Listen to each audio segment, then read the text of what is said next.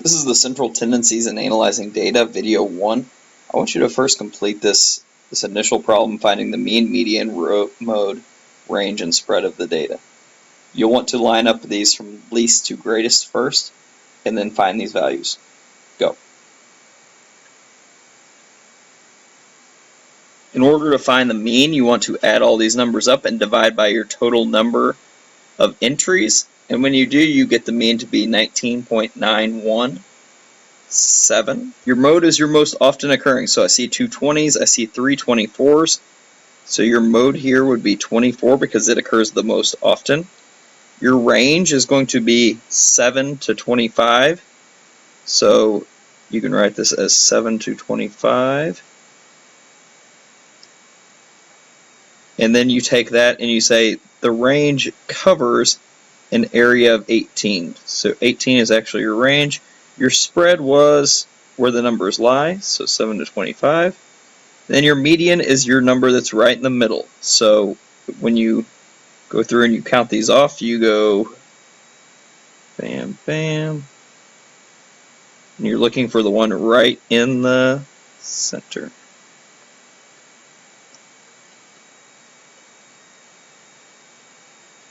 Now I'm down to 2 numbers for the median, so I just take the average of the 2, and I get 20.5 for the median.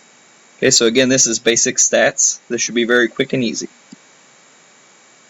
Alright, I want you to go ahead and do this one on your own. Go ahead and hit pause, and I will post the answers in 5 seconds.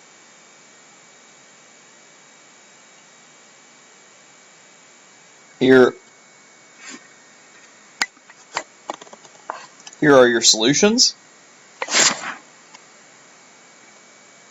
Okay, and again, if you don't really know how to understand this, okay, the mean is the average, the median is the number that's right in the middle, the mode's the most often occurring, and the range is how far it is from the lowest number to the highest number. Alright, when we're talking about upper and quartiles of a set of data, we're going to start it the same way. We're going to line these up from lowest to highest, and I want you to go ahead and do this now. After lining them up from lowest to highest, what you're going to want to do is you're going to want to find the median. So I count from both ends, and I find the median to be 21. Now, how do we find the upper and lower quartile? The lower quartile is the lower numbers, and it's basically the median of these numbers that are below the median. So whenever I find the median of this section, I get it to be down to 17 and 19 here. And once you have 2 numbers, you want to add them together and divide by 2, so you're finding the average, and you're essentially finding 18 in this case. So we would say this is the lower quartile.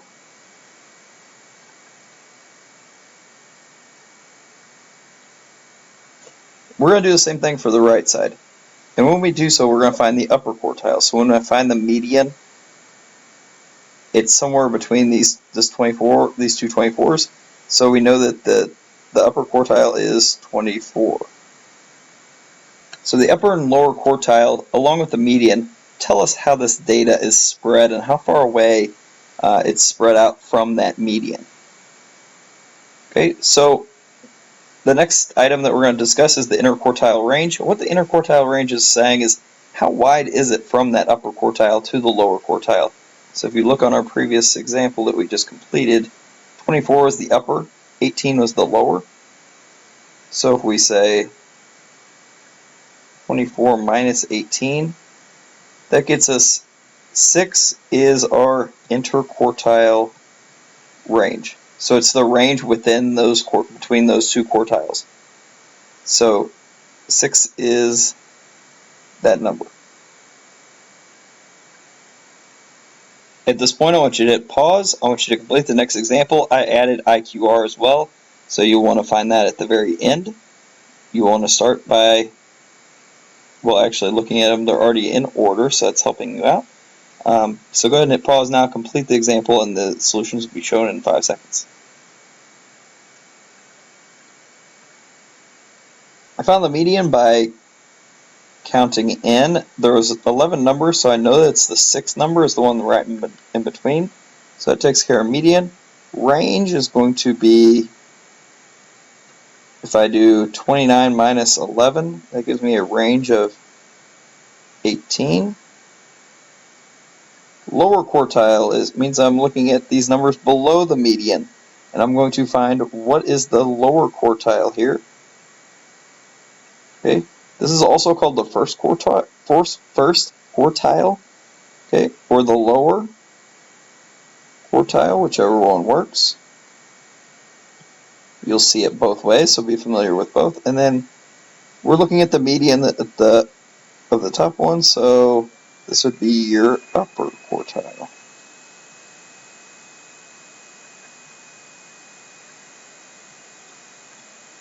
So we found these items. Now we want the IQR. The IQR is equal to your upper minus your lower, so that tells us that 24 minus 16 is 8. Our interquartile range is 8 on this example. The next important element of this is going to be an outlier. So an outlier is a really high or really low number that doesn't really seem to fit the values. So it's something that'll pull that average down. So we don't want to consider it in some cases. Some cases we will. So how we decide this is there's actually a mathematical way of looking at this to decide where is the cutoff where scores that are higher than this are outliers and scores that are lower than a certain value will also be outliers. What I want you to do first is I want you to find these 3 items. So go ahead and hit pause, find those items, and then hit resume whenever you have. Once you've found the quartiles and the interquartile range, what you want to do is you want to do 1.5 times the interquartile range, which is 35.5.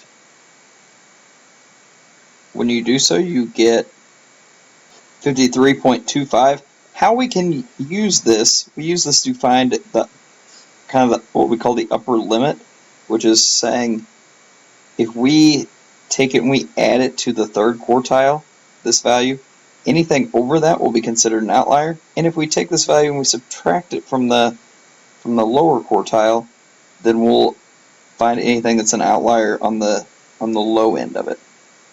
So let's do the first one together. So subtracting this, we get this lower bound to be negative 48.75. According to this, we have no data that is less than this, so we have no low outliers. If we take quartile 3, which was 40, and we add the 53.25 to this to find that upper bound, we get this to be 93.25. And if you look, 98 is above this upper bound. So our high outlier in this case would be 98. It's throwing our data off. If we took the average of this, that 98 would pull that average higher, and it would show this data, it would represent it in a way that wasn't accurate according to the data set. A lot of these components are going to be used to make a box and whisker plot. The first thing we're going to do is we're going to order the data from least to greatest. The second step we're going to do is we're going to find the minimum and maximum values, because that's going to tell us where this is going to start. We're going to find the median, and we're going to find the upper and lower quartiles, just like we did on the previous examples. We're going to plot the 5 numbers below down here, okay? And then we're going to draw the box, the whisker, and a line segment through.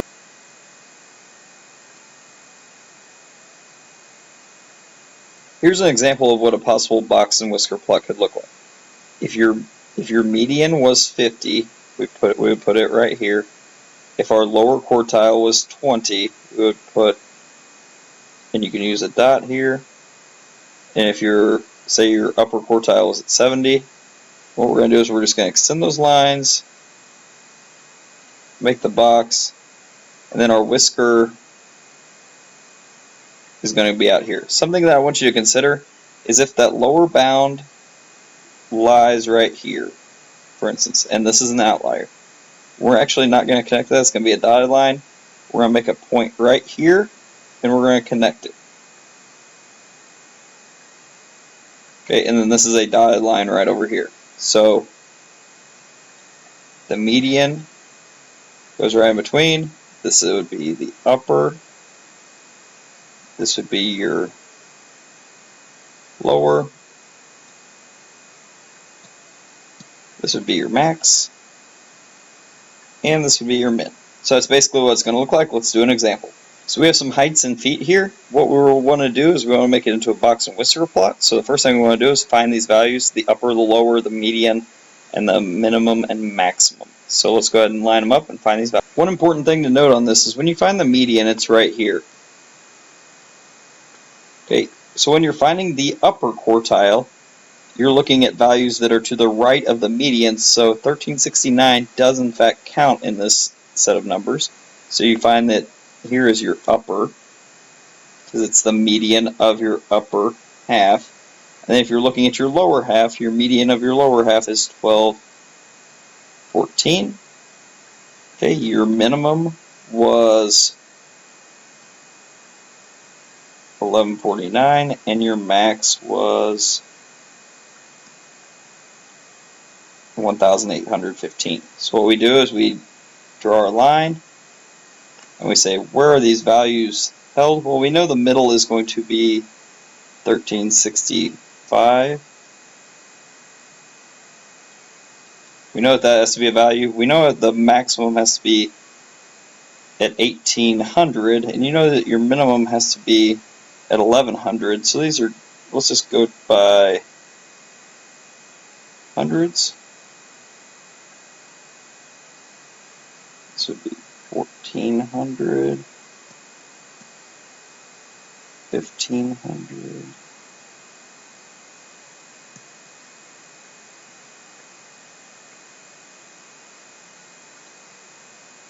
Okay, so plotting these values, your upper was at 1535, so 1535 we would say is somewhere over in here. Your lower was at 1214, very close to 12. Your median was at 1365, which we said was right here. So we immediately draw these segments, we connect them. That makes the box portion of our box and whisker.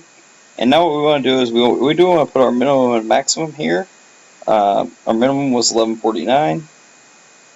Our max was a little over 1800.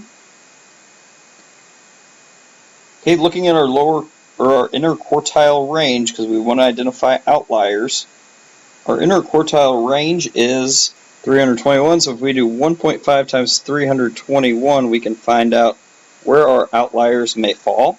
And adding 481 to our upper gives us something in the 1900s, so we know that our value is good. And then the lower one, we also see that this is not an outlier, so we just connect it. We simply connect it at this point. Okay, those are the key components of the box and whisker: the median, the lower, the upper, and the minimum and maximum. I want you to go ahead and complete the next one on your own. Make sure that you are just looking at the Eastern Conference. You're reading carefully. Go ahead and hit pause, complete this one, and hit resume when you're ready. Here's what your box and whisker plot should look like. Again, median, lower, upper, and then we put our minimum and maximum. A lot of times on standardized tests you hear the word percentile, and some people try to use this interchangeably with percentage, and it's not actually the case. When you're talking about you scored at the 85th percentile, you're saying that you scored better than 85% of the people. Okay, so down here in the example it says here's 25 scores. They're lined up perfectly from greatest to least rather. And it's saying find the percentiles for the following students. So whoever got a 72, which would be right here, how many people did he score better than? Well, he scored better than one person, so it would be 1 over 25. That means he would be in the 4th percentile. Now, Katie scored a 93. She scored the very top in the class. So out of 25, she beat 24 people. So if you do 24 over 25, which means she beat 96% of the people, so she is in the 96th percentile. For the last one, the two students who earned a score of 80, you have to see how many people they beat. They beat 12 out of the 25, which puts them at the 48th percentile.